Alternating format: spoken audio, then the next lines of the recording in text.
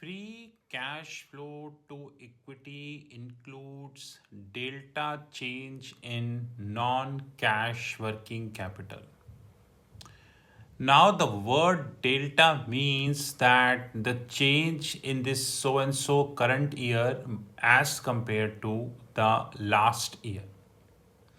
But having said that, we must understand that when it comes to non cash working capital, then the formula is still not defined. Number one, different people may have their different formulas, and we must regard them because that varies from company to company.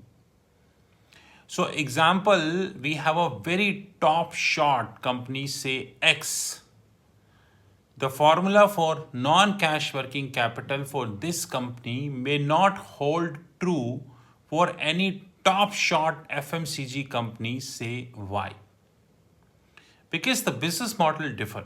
The business model in a technological sector is not what the business model in FMCG sector. And if I make things more challenging and includes some other sector, then non-cash working capital vary. But we must understand that apart from delta change in non-cash working capital, it do covers the net income also.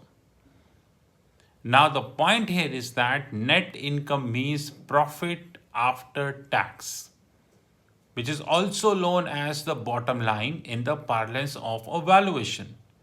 The biggest question here is that if a company named so and so holds the negative retained earnings, which means over the period of the time the company is in losses and these losses continue to accumulate, and these accumulation is known as negative retained earning.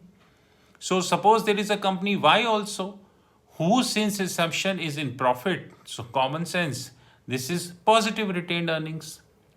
Now the question is, if I means me asked to calculate free cash flow to equity for a company who holds negative retained earnings, then it is the most challenging job. Because first of all, the net income, which is also known as PAT or bottom line, it is negative. Number one. Number two, since it is negative, the common sense prevails. What would be the non-cash working capital? And here I am comparing non-cash of 2 years. Now point is very well clear. There is a major valuation lacuna.